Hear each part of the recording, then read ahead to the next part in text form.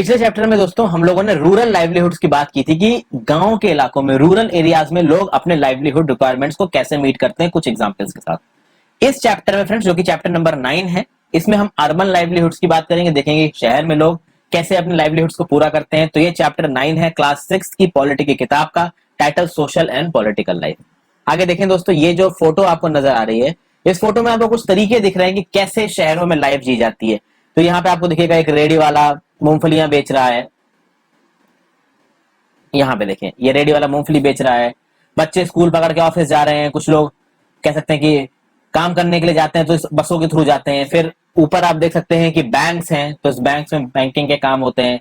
इधर एक पर्सन खाना बना के बेच रहा है। यहाँ फैक्ट्रीज है, तो फैक्ट्री में बहुत सारे लोग काम करते हैं जाके, बच्चे यहाँ पे स्कूल जा रहे हैं। ठीक है, यहाँ आइसक्रीम वाला आइसक्रीम बेच रहा है। तो एक तरीके से आप देख सकते हैं कि इस पिक्चर से थोड़ा बहुत आपको दिखा रखा है कि कैसे सिटीज में लाइफ काम करती है।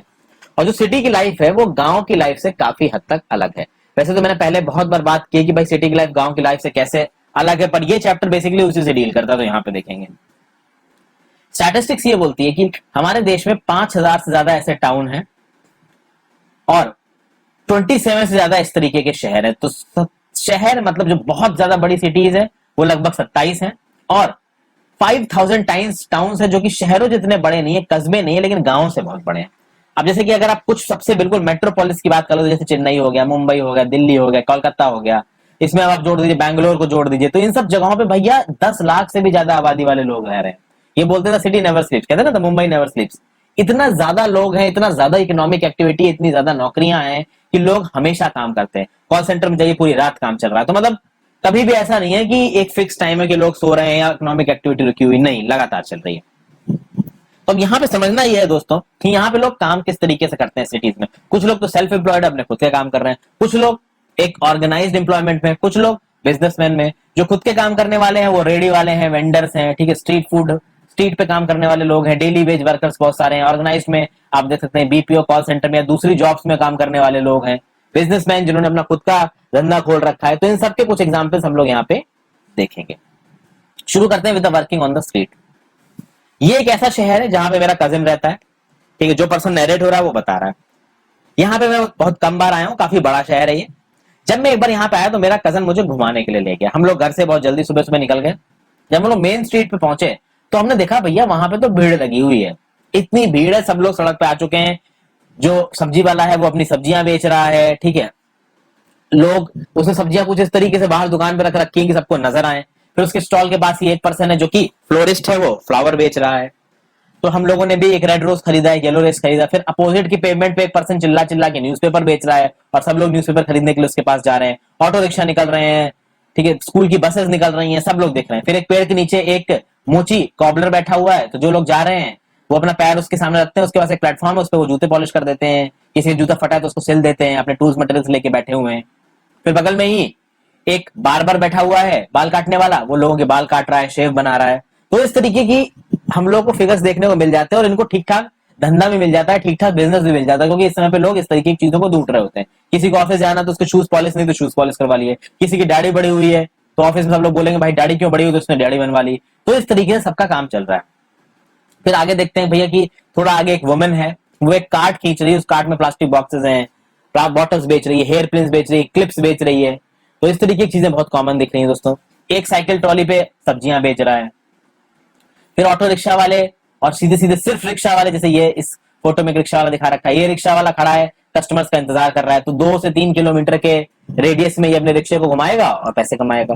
तो एक ऐसे साइकिल रिक्शा वाले की कहानी, ऑटो रिक्शा नहीं, साइकिल रिक्शा वाले की कहानी है बच्चू मांझी। तो बच्चू मांझी ने बोला कि भैया मैं बिहार में अपने गांव से आया था, वहां पे मैं एक मेजन की तरह काम करता था। मेजन आप कह सकते हो मिस्त्री, ठीक है, मिस्त्री आपने देखा होगा दोस्तों, जब आपके घर बनते हैं तो, ठीक है ना, आपका ईंटों को लगा के एक दीवार बनाना, तो इस तरीके का मिस्त्री जैसे काम को आप मेजन कह सकते हो। वैसे मेजन एक बहुत वाइड वर्ड है, इसमें बहुत सारे और प्रोफेशंस भी आ जाते हैं। तो ये बच्चू मांझी बताता है कि मेरी वाइफ और 3 बच्चे गांव में रहते हैं, मैं यहाँ अकेले रहता हूँ, ठीक है, हमारे पास किसी भी तरीके का कोई लैंड नहीं है, तो मुझे काम की जरूरत थी, इसलिए मैं यहाँ पे आके रिक्शा चलाता हूँ, क्योंकि गांव में मेजनरी वर्क रेगुलरली मिलता नहीं है, और जो इनकम मैं गांव में कमाता था उससे मेरे घर का खर्चा चलता नहीं था, मेरे बच्चों की पढ़ाई, खाना पीना, ये सब चीजें नहीं चलती थी। पढ़ाई छोड़िए, खाना ही पीना ठीक से नहीं चल रहा था। जब मैं सिटी में आया तो मैंने एक ओल्ड साइकिल रिक्शा खरीदा और इसको मैंने चलाना शुरू कर दिया। इस ओल्ड ऑटो रिक्शा को भी मैंने पैसे देके खरीदा, जिसकी इंस्टॉलमेंट्स मैं रेगुलरली भरता हूँ। मैं रोज सुबह बस स्टॉप पे आता हूँ, कस्टमर्स का इंतजार करता हूँ, सुबह से लेकर रात को 8:30 बजे तक मैं काम करता हूँ।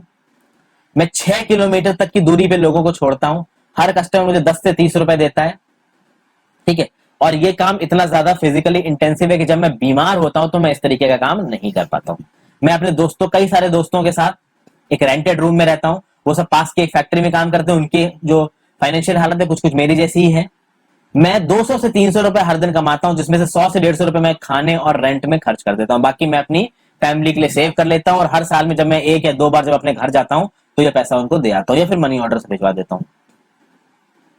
इसने बोला कि सिर्फ मैं अकेला अकेला मेंबर नहीं हूं अपनी फैमिली का, मेरी वाइफ भी जब भी उसको छोटा मोटा काम मिलता है, एग्रीकल्चरल वर्क मिलता है गांव में, तो वो भी वो काम कर लेती है। तो यहाँ पे देखते हैं, बच्चू मांझी की तरह ही भाई शहर की सड़कों पे बहुत से ऐसे लोग हैं जो काम करते हैं।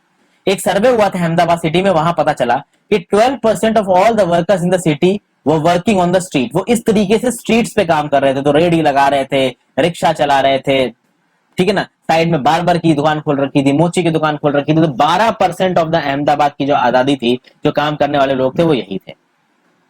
तो इस तरीके के काम वो कर रहे थे। ये अनऑर्गेनाइज्ड लॉट में बिलोंग करते हैं। अनऑर्गेनाइज्ड और ऑर्गेनाइज्ड का अगर एक लाइन में हम फर्क समझना चाहे फ्रेंड्स, ऑर्गेनाइज्ड वर्कर्स और अनऑर्गेनाइज्ड वर्कर्स में एक फर्क है कि ऑर्गेनाइज्ड वर्कर्स के पास कुछ, आप कह सकते हैं इंश्योरेंस, कुछ फैसिलिटीज एक्स्ट्रा अवेलेबल होती हैं, अनऑर्गेनाइज्ड वर्कर्स के पास वो नहीं होती।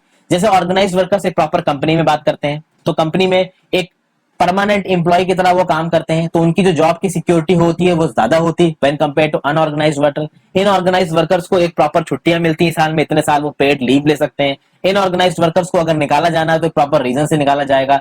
इनऑर्गेनाइज्ड वर्कर्स को और भी बहुत सारे बेनिफिट्स मिलते हैं, जैसे पीएफ, पीपीएफ। हर महीने कंपनी उनकी सैलरी में से थोड़ा बहुत पैसा काट के गवर्नमेंट के पीपीएफ में या किसी और एनपीएस में इन्वेस्ट करती है। तो इस तरीके के फैसिलिटीज होती हैं ऑर्गेनाइज वर्कर्स के पास। अनऑर्गेनाइज वर्कर्स के पास कुछ नहीं होता है। ये रेडी लगाते हैं, ठेला लगाते हैं, आप कैसे लीजिए कि ये रिक्शा चलाते हैं। बहुत सारी लेडीज हैं घर में, आपको मेड का काम करते हुए नजर आएंगे, ऑफिस में चाय देने वाले, पियून। पियून अगर वो परमानेंट है तो फिर भाई वो ऑर्गेनाइज में आ जाएगा, नॉन परमानेंट है, कॉन्ट्रैक्ट पे लगाया तो अनऑर्गेनाइज में आएगा। तो इस तरीके के लोगों के पास किसी भी तरीके का सोशल सिक्योरिटी नहीं होती, इंश्योरेंस नहीं होता, पेड हॉलीडे नहीं होती। तो ये फर्क है ऑर्गेनाइज अनऑर्गेनाइज। जितने भी स्ट्रीट पे काम करने वाले लोग नजर आ रहे हैं, सब अनऑर्गेनाइज सेक्टर को बिलोंग करते हैं, ये अपने दम पे काम करते हैं, इनको कोई इंप्लॉय करता नहीं परमानेंटली, ठीक है। अपने अच्छा, जो अनऑर्गेनाइज वर्कर वाले एम्प्लॉयमेंट में आते हैं, उनकी जो एम्प्लॉयमेंट होती है वो कॉन्ट्रेक्चुअल होती है, परमानेंट नहीं होती। तो कॉन्ट्रेक्चुअल एम्प्लॉयमेंट वाले भी आपके अनऑर्गेनाइज सेक्टर में आएंगे। हालांकि अनऑर्गेनाइज सेक्टर का एक मेजर पोर्शन ये स्ट्रीट वाले ही लोग हैं, जो स्ट्रीट वेंडर्स है, जो स्ट्रीट पे काम करने वाले लोग हैं, डेली वेजरस है, जिनके पास किसी भी तरीके का कोई परमानेंट काम नहीं, जिस दिन मिल गया उस दिन पैसा आ गया, जिस दिन नहीं मिला उस दिन पैसा टन टन गोपाल, ठीक है। तो इनको अपने पैसों के हिसाब से डिसाइड करना पड़ता है कितना खरीदना है, कितना खर्च करना है। खासकर वो लोग, जैसे मान लीजिए वेजिटेबल्स जो बेचते हैं सड़कों पे, वेजिटेबल बेच रहे हैं या इडली लेके बेच रहा है, तो अब ये पर्सन खुद ही डिसाइड करेगा कि भाई मेरी कितनी सेल हो सकती है, उस सेल के हिसाब से सामान खरीदेगा और फिर उसको जाके बेचेगा। तो ये इनके पास, इनका मार्जिन इतना कम होता है ना दोस्तों, कि ये कभी भी एक्स्ट्रा सामान खरीद नहीं सकते, ठीक है। जितना बेच सकते हैं उतना ही खरीदेंगे। कोई इनके पास परमानेंट स्ट्रक्चर है नहीं, टेम्परेरी स्ट्रक्चर्स लगा के काम करते हैं, यानी कि रोड के साइड में कहीं पे लगा लेंगे, कोई स्टॉल सा होगा, स्टॉल को लगा लेंगे और जैसे कोई म्युनिसिपालिटी की गाड़ी आएगी स्टॉल उठा के भाग जाएंगे वहां से। कुछ इस तरीके से लोग काम करते हैं, ठीक है। फिर जैसा कि मैंने बताया, they may be asked to dismantle their shops at any time by the police. कभी भी पुलिस या म्युनिसिपैलिटी की गाड़ी आके इनके शॉप्स को हटा सकती है। मुंबई में तो ये अक्सर कर देखने को मिलता है, किसी भी तरीके की कोई सिक्योरिटी नहीं है इनके पास। बहुत सारी शहर में जगह ऐसी होती है जहां पे ये हॉकर्स का घुसना अलाउड नहीं होता। हॉकर्स मतलब ये जो स्ट्रीट विक्रेता होते हैं, जो जगह जगह जा जाके चीजों को बेचते हैं।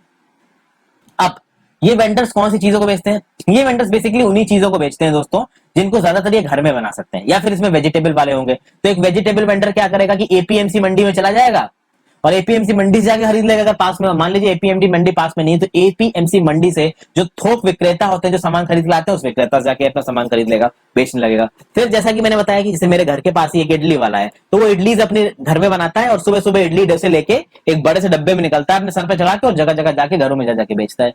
तो इस तरीके से बहुत आपको न्यूमरस एग्जांपल्स मिल जाएंगे इस तरीके के हॉकर्स के, जो जगह जगह पे जाके चीजों को बेचा करते हैं, ठीक है। और ज्यादातर लोग ये अपना खाना घर पे बनाते हैं। यहाँ पे देखिए एक परमानेंट सेटलमेंट आपको दिख रहा है फ्रेंड्स, ये बहुत सारे लोग हैं जो यहाँ पे सेटल्ड हैं, ठीक है। इनका सामान आपको यहाँ नजर आएगा।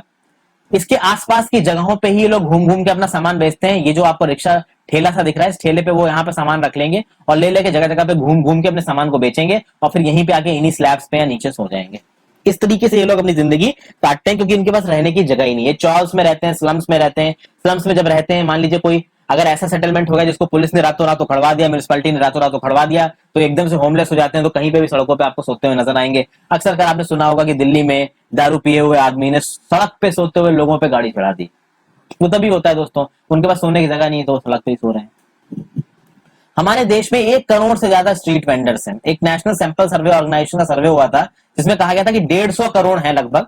ठीक है, यहाँ पे डाटा 1 करोड़ दिखा हुआ, हालांकि इस डाटा को अपडेट करना पड़ेगा क्योंकि it is an outdated old data.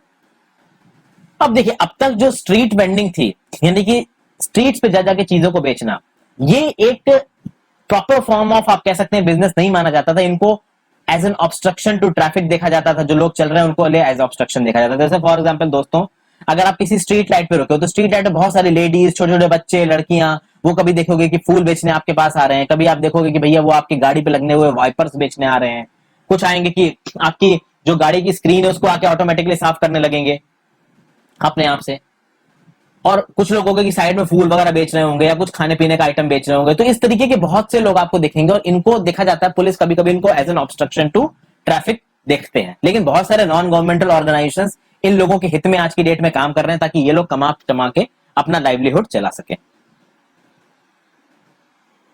तो अब धीरे धीरे इनके राइट को, इनके रोल को आइडेंटिफाई किया जा रहा है। जो लोकल गवर्नमेंट से म्यूनिसिपैलिटीज है, इवन स्टेट गवर्नमेंट की असेंबली में भी कभी कभी इन स्ट्रीट वेंडर्स को लेकर बहस होती है और इस चीज को आइडेंटिफाई किया जा रहा है कि हाँ भाई, ये जो स्ट्रीट वेंडर्स हैं ये लोगों को भी क्वालिटी मटेरियल प्रोवाइड करते हैं जिसके थ्रू इनका लाइवलीहुड भी चल जाता है। तो अगर गवर्नमेंट इनके लिए स्ट्रेट फॉरवर्डली कुछ नहीं कर सकती तो एटलीस्ट इनको स्ट्रीट वेंडर्स की तरह जीने की आजादी दी जाए।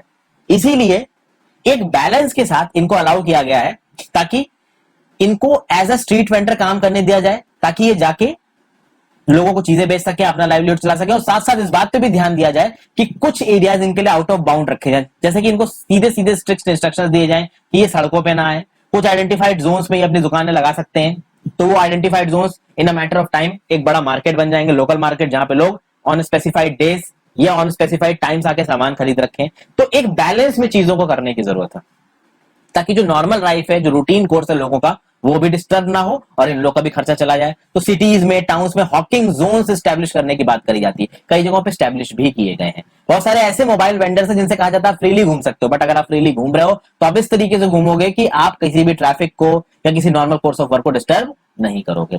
और इन्हीं हॉकर्स के रिप्रेजेंटेटिव्स को कमिटीज का भी हिस्सा बनाया जाता है लोकल लेवल पर, और वो कमिटीज उन डिसीजंस में अपने इनपुट्स देती हैं जो डिसीजंस उनके लिए लिए गए हैं, ताकि कहां कहां पे वो हॉकिंग कर सकते हैं, कैसे वो अपने डेली लाइफ को चला सकते हैं इन द मार्केट। तो जैसा कि जो पर्सन स्टोरी नरेट कर रहा है वो अपने कजिन के साथ जब मार्केट में पहुंचा, आई थिंक वो स्टोरी नरेट कर रही है, लड़की है, तो जब वो मार्केट में पहुंची तो उसने देखा कि शॉप्स जस्ट खुल रही हैं, प्लेस एकदम भरा हुआ है, फेस्टिवल सीजन है, तो बहुत अलग अलग तरीके की दुकानें दिख रही हैं। कुछ दुकानें मिठाइयां बेच रही हैं, कुछ टॉयज बेच रही हैं, कपड़े, जूते, चप्पल, बर्तन, इलेक्ट्रॉनिक गुड्स सब बिक रहे हैं। वहां पे एक डेंटिस्ट क्लिनिक भी था, तो जो कजिन थी उसकी, उसका डेंटिस्ट के साथ अपॉइंटमेंट था, तो पहले वो डेंटिस्ट के पास गए, वहां पे जाके इंतजार करके उन्होंने अपना इलाज कराया। उसके बाद फिर वो दूसरी जगहों के लिए निकले। तो डेंटल क्लिनिक से निकलने के बाद वो कजिन एक न्यू गारमेंट शोरूम में गई कपड़े दिलाने के लिए। इस लड़की को, जो कि एक स्टोरी को नैरेट कर रही है, उस शोरूम में 3 फ्लोर थे, हर फ्लोर में अलग अलग लोगों के कपड़े थे। हम लोग उस फ्लोर पे गए, ये लोग उस फ्लोर पे गए जहां पे गर्ल्स के लिए कपड़े थे। अब यहाँ पे 2 लड़कियों की कहानी है, एक हरप्रीत और एक वंदना, दोनों बिजनेस पर्सन है। हरप्रीत क्या कह रहा है, my father and uncle work in a family shop during festival times and on Sundays my mother and I help them in the shop. I started working there only after I completed my college. ये हरप्रीत कह रहा है या कह रही है पता नहीं, क्योंकि Harpreet is basically a name of both male and female. वहीं पे वंदना क्या कह रहा है कि हम लोगों ने इस शोरूम को कुछ साल पहले खोला था, मैं एक ड्रेस डिजाइनर हूं, हमारा बिजनेस थोड़ा बदल गया है।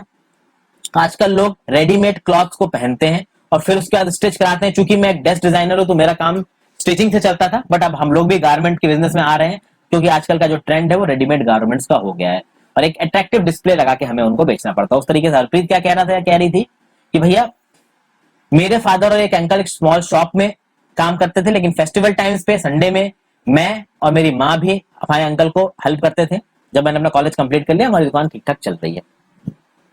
अब यहाँ पे वंदना का कहना है कि for our showroom we buy things for different places, we buy most of the materials from Mumbai, Ahmedabad, Ludhiana, Tripura, some materials from Noida, Gurgaon, Delhi, we some dress items from foreign countries too. कहने का मतलब यह है दोस्तों कि शोरूम वाली जो वंदना थी उसका ये कहना है कि हम बेचने का सामान मुंबई से भी खरीदते हैं, अहमदाबाद से भी खरीदते हैं, लुधियाना से भी खरीदते हैं, त्रिपुरा, नोएडा, गुड़गांव, हर जगह से खरीदते हैं। कुछ सिलेक्टेड मटेरियल हम लोग फॉरेन कंट्रीज से भी इंपोर्ट करते हैं। यानी कि वंदना वाले शोरूम को चलाने के लिए बहुत सारी चीजों की जरूरत है। प्लस वंदना को शोरूम को चलाने के लिए बहुत सारी चीजों की जो जरूरत है उसमें एक चीज है मार्केटिंग। तो उस मार्केटिंग के लिए वो एडवर्टाइजमेंट देते हैं बहुत सारे न्यूज़पेपर में, भाई लोकल सिनेमाज में, मुंबई के लोकल सिनेमाज में या दिल्ली के लोकल सिनेमाज में, इवन इनफैक्ट अब छोटे टाउन्स के लोकल सिनेमाज पे भी वहां पे लोकल जो आप कह सकते हैं ना कि वो जो आउटलेट्स होंगे उनके एड्स रेगुलरली आते रहते हैं। फिर टेलीविजन पे, लोकल टेलीविजन पे वो ऐड देते हैं तो केबल वाले से बोल देंगे भाई एक ऐड चला देना बीच में, ठीक है, रेडियो चैनल वाले से बोल देंगे। तो इस तरीके से ये लोग एडवर्टीजमेंट में भी ठीक ठाक पैसा खत्म करते हैं। अभी अभी ये जो वंदना की बिल्डिंग है जिसमें उसका शोरूम है वो रेंट पे वो खरीदने की भी सोच रहे हैं। तो पहले जब उन्होंने दुकान स्टैब्लिश की थी तो मार्केट उतना बड़ा नहीं था, लेकिन धीरे धीरे अब ये मार्केट बहुत बड़ा हो गया है, लोग आसपास के अपार्टमेंट्स में रहने रहे हैं, हमारा बिजनेस बढ़ गया है, हमने भी पास में एक अपार्टमेंट फ्लैट ले लिया और हम लोग यहीं पे पास में रह के बिजनेस करते हैं। तो कुछ वंदना और कुछ हरप्रीत जैसे लोगों की यहाँ पे जो हालत है वो थोड़ी अच्छी है। यहाँ पे बेसिकली देखिए एक्चुअली कंपैरिजन करने की कोशिश की गई किनसे। एक तो मैंने बताया जो स्ट्रीट वेंडर्स थे जो बिल्कुल ही आपके डेली वेज वाले थे, और एक यहाँ पे हरप्रीत और वंदना जैसे लोग भी हैं। तो हरप्रीत वंदना जैसे जो लोग होते हैं वो भाई शॉप्स को ओन करते हैं। सिटीज में बहुत अलग अलग जगह पे मार्केट्स हैं, वहां पे शॉप्स ओन करते हैं। कुछ बड़े शॉप वाले हो सकते हैं, कुछ छोटे हो सकते हैं, ठीक है। अब ये लोग क्या करते हैं कि इनकी शॉप का काम बड़ा होता है, ये खुद किसी से एम्प्लॉयड नहीं है लेकिन इन्होंने लोगों को एम्प्लॉय कर रखा है जो इनके यहाँ पे आके काम करेंगे, ठीक है। तो कुछ लड़कियों को एम्प्लॉय कर रखा होगा जो कस्टमर्स को साड़ी दिखाएगी, कस्टमर्स को रेडीमेड गारमेंट्स दिखाएंगे। तो इस तरीके के आपको दिख जाएंगे दोस्तों। बहुत सारी ऐसी परमानेंट शॉप्स भी होंगी जिनको म्युनिसिपल कॉर्पोरेशन ने लाइसेंस दिया होगा बिजनेस करने के लिए, ठीक है। म्युनिसिपल कॉर्पोरेशन किसी एक मार्केट के लिए डिसाइड करता है कि वो मार्केट हफ्ते में कौन से दिन बंद रहेगा, और जितने भी तरीके के मार्केट्स होते हैं एक ना एक दिन हफ्ते का होता है जिस दिन वो मार्केट बंद रहते हैं। फॉर एग्जाम्पल अगर म्युनिसिपल कॉर्पोरेशन ने डिसाइड किया कि मार्केट वेडनेसडे को बंद रहेगा तो फिर वो वेडनेसडे को बंद रहेगा। मुंबई में अगर आप देखोगे दोस्तों, मुंबई और नवी मुंबई साइड में मंडे को जो बार्बर होते हैं ना, जो बाल काटने वाले होते हैं वो बंद होते हैं, ठीक है। तो इस तरीके की चीजें दोस्तों। फिर इन्हीं मार्केट्स में आपको बैंक्स भी मिल जाएंगे, कुरियर वाले भी मिल जाएंगे, दूसरे लोग भी मिल जाएंगे। तो यहाँ पे देखिए आपको एक कंपैरिजन दिखाएगा। एक तरफ है बिल्कुल ही गरीब लोग ठेला ले लेके इधर उधर घूम घूम के चीजें बेच रहे हैं, दूसरी तरफ इस तरीके की दुकान वाले हैं जिनकी परमानेंट दुकान है, चाहे छोटी दुकान हो चाहे बड़ी दुकान हो, वो एक सेटल्ड बिजनेस कर रहे हैं। तो ये भी आपको शहर में देखने को मिल जाएंगे। फिर हम बात करते हैं फैक्ट्री वर्कशॉप एरिया। तो जो कजिन घूमने आई थी उसको जारी वर्क कराना था अपने कपड़ों पे, किसी एक ऑकेजन के लिए वो कपड़े चाहिए होंगे। तो जो कजिन उसको घुमाने लेके गई थी, जो डेंटिस्ट के पास गई थी, उसको पता था कि निर्मला नाम की एक लेडी है, वो एक गारमेंट फैक्ट्री में काम करती है, उसको पता है कि जारी का वर्क कौन करेगा। उसके नेबर में बहुत ऐसे लोग हैं जो जारी का वर्क करते हैं। तो हमने बस पकड़ के वहां गए। बस भैया बिल्कुल बुरी तरीके से भरी हुई थी, लोग एक दूसरे को धक्का दे रहे थे, कहीं पे भी जगह नहीं थी खड़े होने की। जैसे तैसे करके हम लोग उस बस से उतर गए और हम ये सोचने लगे कि भैया रोज लोग इस तरीके की बसों में चढ़ के कैसे काम पे जाते हैं। ऐसा उनके दिमाग में एक चीज आई जाती है नॉर्मली। फिर जब वो लोग वहां पे पहुंचे जहां उनको जाना था, वहां देखा कि बहुत सारे लोग रेलिंग्स पे बैठे हुए हैं, ग्रुप्स में बैठे हुए हैं, क्रॉसिंग में, वो किसी का इंतजार कर रहे हैं। ये एक्चुअली मैं समझाने की कोशिश करता हूँ फ्रेंड्स, ये फिनोमिनन हर शहर में होता है। हर शहर में कोई ना कोई एक ऐसी जगह होती है जहां सुबह जाएंगे तो भीड़ में आपको 100-200 लोग खड़े हुए मिल जाएंगे। वो 100-200 लोग अलग अलग तरीके के मिस्त्री, मजदूर, कारपेंटर, लेबर इस टाइप के लोग होते हैं। वो सुबह वहां खड़े रहते हैं। उस लोकेलिटी के लोगों को पता होगा कि भाई ये वो जगह है जहां पे लोग खड़े होते हैं, तो वो वहीं पे चले जाएंगे और उनमें से लोगों को हायर कर लेंगे। दिहाड़ी देके कि भाई आज चलो हमारे यहाँ पे ये काम है, तुम्हें 400 रुपए दिहाड़ी दूंगा या 300 रुपए दिहाड़ी दूंगा। इस तरीके का दिहाड़ी देके वो उन लोगों को काम करने के लिए ले आते हैं। इस तरीके के लोग, इस तरीके की भीड़, इस तरीके का जो होता है हर जगह मिलता है, हर शहर में मिलता है। आप अगर अपने पेरेंट्स से पूछोगे ना कि मम्मी पापा यहाँ पे दिहाड़ी मजदूर कहाँ मिलते हैं, तो वो बता देंगे आपको जगह। तो यहाँ दो बच्चियां देख रही, बात कर रही हैं, वो कह रही है कि ये जो जगह है जहाँ पे इतने सारे लोग आके खड़े हुए हैं, इसको लेबर चौक बोलते हैं। यहाँ पे डेली वेज लेबर्स मिलते हैं। तो यहाँ पे मिस्त्री मिलेंगे, इलेक्ट्रिशियंस भी मिल जाएंगे, कारपेंटर भी मिल जाएंगे। तो ये लोग यहाँ के आसपास की कंस्ट्रक्शन साइट पे भी काम करते हैं, मतलब तो डेली वेज जो मजदूर होते हैं वो भी मिल जाएंगे। हर तरीके के काम करने वाले लोग उस भीड़ में मिल जाते हैं। फिर फैक्ट्री एरिया में घुसी ये दोनों लड़कियां। वहां पे देखा बहुत सारी छोटी छोटी वर्कशॉप्स हैं, भैया लगातार वर्कशॉप लगी हुई हैं। सब उन हर वर्कशॉप में लोग काम कर रहे हैं। छोटे छोटे कमरे बने हुए, वहां पे स्विमिंग मशीन है, वहां पे क्लोथ स्टिच किया जा रहा है। ठीक है, एक पर्सन एक सुइंग मशीन को ऑपरेट कर रहा है। फिर जो क्लोथ स्टिच हो रहा है वो साइड में रूम्स में गट्ठर बन के जमा होता जा रहा है। तो एकदम से निर्मला मिल गई। निर्मला एक लड़की को देख के बहुत खुश हुई जिसको पहचानती थी। उसने बोला मैं जाड़ी का काम करवा दूंगी। जो जो निर्मला लेडी थी वो एक्सपोर्ट गारमेंट यूनिट में एज अ टेलर काम करती है। ठीक है, अ शर्ट इन द मार्केट वाले चैप्टर में दोस्तों, जो क्लास 7 की पॉलिटी किताब का है, उसमें मैंने आपको समझाया था कि एक टेलर को कितना पैसा मिलता है। कंपनी थी ना जो एक्सपोर्ट करती थी। अगर आपने मेरे उस चैप्टर को देखा तो जाके देखिए, अ शर्ट इन द मार्केट वाला चैप्टर है, शायद 8वां या 9वां चैप्टर, एग्जैक्टली मुझे याद नहीं, आप जाके देखिए, मैं पढ़ा चुका हूं। ठीक है, तो जो निर्मला है जो एज अ टेलर की तरह इस एक्सपोर्ट गारमेंट फैक्ट्री में काम करती है, ये फैक्ट्री समर क्लॉथ्स बनाती है उन लोगों के लिए जो यूएसए, यूके, जर्मनी, नीदरलैंड्स में रहते हैं। तो ऑब्वियसली बात है जो कपड़ा बनेगा वो एक्सपोर्ट होगा। ये निर्मला जैसी जो लेडीज हैं वो बहुत लंबे समय तक काम करते हैं। चूंकि निर्मला टेलर है इसलिए जितने भी लोग वहां पे काम कर रहे हैं उसमें सबसे ज्यादा पैसा निर्मला का ही, लेकिन निर्मला का भी पैसा बहुत कम है। एक नॉर्मल दिन में वो जो काम करती है सुबह 9 बजे शुरू होता है, रात के 10 बजे खत्म होता है। और भाई जिस मंथ में उसको काम मिलता है, उन मंथ्स में दिसंबर से अप्रैल तक के मंथ में उसको काम मिलता है, और उसमें सुबह 9 बजे से लेकर रात के 10 बजे तक उसे काम करना पड़ता है, और 6 दिन इन अ वीक काम करना पड़ता है। कभी कभी काम बहुत अर्जेंटली करना पड़ता है तो लगे ही रहना पड़ता है, तो संडे को भी काम करते हैं। निर्मला को एक दिन के 280 रुपए मिलते हैं 8 घंटे काम करने के। तो मान लीजिए अगर उसने 30 दिन भी काम किया तो उसकी जो तनख्वाह बैठती है महीने की 8400 रुपए, जो कि बहुत कम है दोस्तों। समझ गए दोस्तों?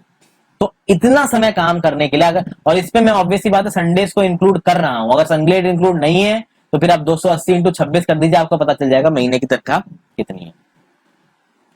ओके, अच्छा, 8 घंटे काम करने के लिए 280 रुपए और 100 रुपए एक्स्ट्रा अगर वो एक्स्ट्रा काम करे, पर इतना एक्स्ट्रा काम आपके शरीर पे भी हैवी टॉल लेता है। कभी काम करके देखिएगा दोस्तों, 10 घंटे लगातार 7 दिन, बहुत कम ही लोग होंगे जो इतना काम कर पाएंगे, अच्छे अच्छों की कमर टूट जाती है। फिर निर्मला कह रही कि जून तक काम खत्म हो जाता है और फैक्ट्री अपना स्टाफ कम कर देती है। निर्मला से बोला जाता है भाई अभी के लिए आप छुट्टी पे चले जाओ, बाद में आपको काम मिलेगा। तो 3 से 4 महीने तक अभी कोई काम नहीं है। तो इस तरीके से बहुत सारे जो वर्कर्स हैं निर्मला जैसी, इनके पास कभी कभी काम रहता है, कभी कभी काम नहीं करता है। ये कैजुअल बेसिस पे काम कर रही है। इनका जो एम्प्लॉयमेंट है वो परमानेंट नहीं है, ऑर्गेनाइज नहीं है। ये अनऑर्गेनाइज सेक्टर की वर्कर्स हैं जिनको कभी भी कहा जा सकता है भैया आप जाओ। तो दीज आर दोज एम्प्लॉयर जिनको एम्प्लॉयर तभी बुलाता है। ये वो एम्प्लॉयज हैं जिनको एम्प्लॉयर तभी बुलाता है जब इस एम्प्लॉयर को जरूरत है। जब जरूरत नहीं है वो बोल देगा बाय बाय, बाद में बुला लूंगा। ठीक है, तो जब उस एम्प्लॉयर को ऑर्डर मिलेंगे तब वो काम करवाएगा, जब ऑर्डर नहीं मिलेंगे तब वो काम नहीं करवाएगा। अब 8400 रुपए में गरीब क्या नहाएगा, क्या निचोड़ेगा, कुछ नहीं पता। और वो भी लगातार नहीं है। ये होता कि पूरे साल मिले तो भी बात होती, भैया कभी कभी मिलेगा। तो निर्मला जैसी जो नौकरियां होती हैं वो परमानेंट नहीं है। पर जो वर्कर्स अगर अपने पे या वर्किंग कंडीशंस के लिए कभी अपने एम्प्लॉयर से कंप्लेन करेंगे तो उनसे बोला जाएगा भैया नौकरी छोड़ दो, कहीं और चले जाओ। किसी तरीके की कोई जॉब सिक्योरिटी नहीं है। अगर आप बीमार पड़ गए तो आपकी छुट्टी काउंट हो जाएगी, आपके पैसे कट जाएंगे, एक लिमिट से ज्यादा आप नहीं आए, आपका रिप्लेसमेंट बोल दिया जाएगा। तो भैया क्लॉथ मिल यूनिट्स में वर्कर्स डे नाइट काम करते हैं। 2 शिफ्ट लगती हैं, एक शिफ्ट में 12 घंटे एक आदमी काम करेगा, दूसरी शिफ्ट में उसी मशीन पर 12 घंटे दूसरे आदमी काम करेगा, और भैया मशीन चलती रहेगी। समझ गए दोस्तों? एक और एग्जाम्पल है दोस्तों, कॉल सेंटर भी एक तरीके का नया टाइप का एम्प्लॉयमेंट आया है। सेंट्रलाइज्ड ऑफिस होता है, बहुत सारे ऐसे कंप्यूटर्स होते हैं। ठीक है, ये कॉल सेंटर एम्प्लॉयज यहाँ बैठा दिए जाते हैं। इंडिया की कंपनीज भी कॉल सेंटर एम्प्लॉयज को हायर करती हैं, और जो बाहर की कंट्रीज होती हैं वो भी इंडिया के कॉल सेंटर एग्जीक्यूटिव्स को अपना काम सोर्स कर देती है, आउटसोर्स कर देती हैं। यहाँ पे लोग काम करते हैं। कॉल सेंटर वाले लोगों की मैं बात करूंगा कि निर्मला जैसे लोगों से जो गारमेंट फैक्ट्री से काम कर रहे हैं उनसे हालत बहुत अच्छी है।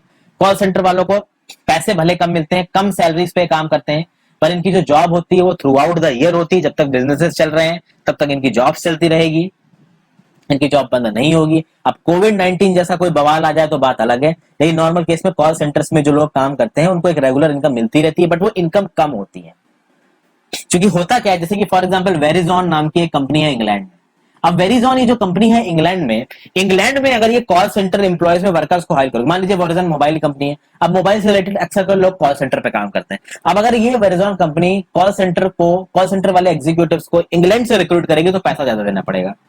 और वेरिजन कंपनी को पता है कि इंडिया, श्रीलंका, फिलीपींस जैसी कंपनी में चीप लेबर मिल जाता है और उनको ठीक ठाक अंग्रेजी बोलनी भी आती है। तो ये वेरिजॉन नाम की कंपनी इंडिया के किसी कॉल सेंटर इंटरमीडियरी से बात करेगी, जैसे कि एक इंटरमीडियरी है वी कस्टमर, एक कंपनी है, बहुत बड़ी कंपनी है कॉल सेंटर में इंडिया की वी कस्टमर। तो ये वेरिजॉन वी कस्टमर से बात करेगा और वी कस्टमर वाले से बोलेगा कि भाई मुझे अपने कॉल सेंटर के लिए एग्जीक्यूटिव चाहिए, मैं आपको इतने $1 मिलियन का एक वो दे रहा हूं, आप हमारे बिहाफ पे सारी डीलिंग्स को देखेंगे। तो तो फिर क्या होगा कि वेरिजॉन कंपनी से रिलेटेड अगर कोई प्रॉब्लम होगी और कस्टमर केयर पे फोन करना है तो वो कस्टमर केयर सीधे वी कस्टमर के कॉल सेंटर में मिलेगा दिल्ली में। तो इंग्लैंड के मोबाइल नेटवर्क पे किसी मोबाइल यूजर को अगर प्रॉब्लम होगी, उसका फोन किसे मिलेगा? जाके दिल्ली में बैठे, दिल्ली के वी कस्टमर के कॉल सेंटर में बैठे हुए कह सकते हैं एम्प्लॉय के पास फोन जाएगा और वो उसकी प्रॉब्लम को सॉल्व करेगा। और ऑब्वियस ही बात है, वेरिजॉन कंपनी की जो मोबाइल डिटेल्स है, जो प्लान्स हैं, वो सब इन लोगों को समझाए जाएंगे, तभी तो वो उनकी क्वेरीज का जवाब देंगे। तो इस तरीके का काम होता है दोस्तों। तो कॉल सेंटर भी is a sort of employment, जो कि निर्मला जो कि एक टेलर फैक्ट्री में काम कर रही है, गारमेंट फैक्ट्री में काम कर रही है, उसके जॉब से अच्छा है। बट किसकी जॉब से बुरा है? तो ये एक और एग्जांपल है इन द ऑफिस एरिया। अब एक थोड़ी हाई प्रोफाइल की जॉब देख लेते हैं। उस कजिन की जो आंट है सुधा, वो एक मार्केटिंग मैनेजर की तरह काम करती हैं। उन्होंने बोला कि भाई 5:30 बजे ऑफिस पहुंच जाना। तो ये दोनों लड़कियां वो 5:30 बजे ऑफिस गई ऑटो रिक्शा पकड़ के। जहां पे ऑफिस था वो बिल्कुल रिहायशी इलाका था, बड़ी बड़ी बिल्डिंगें थी वहां पे। उस समय पे बहुत सारे लोग बाहर आ रहे थे, कुछ लोग कार पार्किंग की तरफ जा रहे थे ताकि अपनी कार लेके निकल जाए, कुछ लोग बसेस पकड़ने के लिए जा रहे थे। तो जो ऑन थी उस लड़की की, वो एक मार्केटिंग मैनेजर थी। मार्केटिंग मैनेजर एक ऐसी कंपनी की जो बिस्कुट बनाती है। तो जो फैक्ट्री है जहां पे बिस्कुट बनते हैं वो फैक्ट्री शहर के बाहर है, लेकिन बिस्कुट बन के फिर उस शहर में आएंगे और शहर से अलग अलग जगहों पे डिस्ट्रीब्यूट होंगे। तो बिस्कुट्स को बेचने के लिए जो काम था ना, उसमें मार्केटिंग मैनेजर थी उसकी आंटी। तो ये जो आंटी थी वो 50 सेल्स पर्सन को मैनेज करती थी। ये 50 सेल्स पर्सन सिटी के अलग अलग जगहों पे काम कर रहे हैं। इन सेल्स पर्सन का काम क्या है? इन सेल्स पर्सन ने अपने अंदर और बहुत सारे डेप्यूटी सेल्स पर्सन को एम्प्लॉय कर रखा है। ये सेल्स पर्सन पूरे सिटी में घूमते हैं, शॉपकीपर से बात करते हैं, शॉपकीपर्स को बिस्कुट प्रोवाइड करते हैं, उनसे पेमेंट लेते हैं। अलग अलग शॉप्स ढूंढेंगे जहां पे अपने कस्टमर बेस को बढ़ाएंगे, जहां पे वो अपने बिस्कुट्स को और ज्यादा बेच सकें। सुधा आंटी ने जो सिटी है उसको 6 रीजन्स में डिवाइड कर रखा है for the purpose of selling biscuits, और हर रीजन के सेल्स पर्सन से वो एक हफ्ते में एक बार मिलती है। सबकी प्रोग्रेस रिपोर्ट को चेक करती है, उनको अगर कोई परेशानी है तो उस परेशानी को सॉल्व करेंगे, अगर उसने ढंग से काम नहीं किया है तो उसको डांटेंगी, किसी ने अच्छे से काम किया तो उसको इंसेंटिव देंगी। तो इस तरीके का काम देंगी। अब सुधा आंटी की जब खुद के इंसेंटिव्स की बात आई तो उनको एक रेगुलर सैलरी मिलती है, वो एक परमानेंट वर्कर है। उनकी जॉब लॉन्ग टर्म है, ऑर्गेनाइज जॉब है, प्रॉपर जॉब है, उनको पेड लीव्स मिलती हैं, ठीक है, उनको बहुत सारे बेनिफिट्स मिलते हैं, जैसे कि उनकी कंपनी उनकी तनख्वाह में से हर महीने कुछ पैसा डांट के अलग सेविंग्स में डालती है, और वो सेविंग्स जब वो बूढ़ी होंगी, रिटायर होंगी, उनको मिल जाएगा।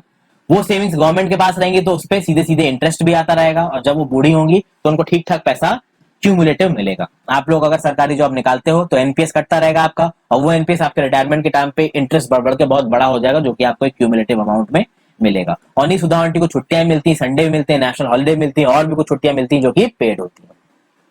बहुत सारी मेडिकल फैसिलिटीज भी मिलती है उनको अपनी फैमिलीज के लिए, ठीक है। अगर उनकी तबीयत खराब हो गई, वो बीमार हो गई, तो अगर वो छुट्टी लेंगी तो उनकी सैलरी नहीं कटेगी, ठीक है फ्रेंड्स। तो बहुत सारे ऐसे वर्कर्स हैं सिटी में जो ऑफिस में, फैक्ट्रीज में, गवर्नमेंट डिपार्टमेंट में काम करते हैं एज ए रेगुलर एम्प्लॉय और परमानेंट एम्प्लॉय, ठीक है। तो इस तरीके से चीजें होती हैं दोस्तों। अब यहाँ पे हम लोगों ने क्या देखा है? हम लोगों ने सिटी लाइफ में जितने अलग अलग तरीके के प्रोफेशंस होते हैं, वो अलग अलग तरीके के प्रोफेशंस को समझा है कुछ एग्जांपल्स के साथ, और आप उसको रूरल लाइवलीहुड के साथ कंपेयर करके जान सकते हैं कि कितना उसमें फर्क है। तो आई होप ये वीडियो आपको पसंद आई हो दोस्तों, जो मैं आपको बताना चाह रहा हूँ वो पसंद आएगा। अगर वीडियो पसंद आई हो फ्रेंड्स तो लाइक जरूर मार दीजिएगा, चैनल को सब्सक्राइब कर लीजिए, जितना हो सके अपने दोस्तों के साथ इन वीडियोस को शेयर कर दें दोस्तों। लाइक तो जरूर ही कर दीजिएगा, उसमें आपको कुछ भी नहीं जाएगा। जितना ज्यादा लाइक करेंगे उतना ही यूट्यूब अपने एल्गोरिथम में मेरे वीडियोस को प्रमोट करेगा। Thank you for watching, have a great day.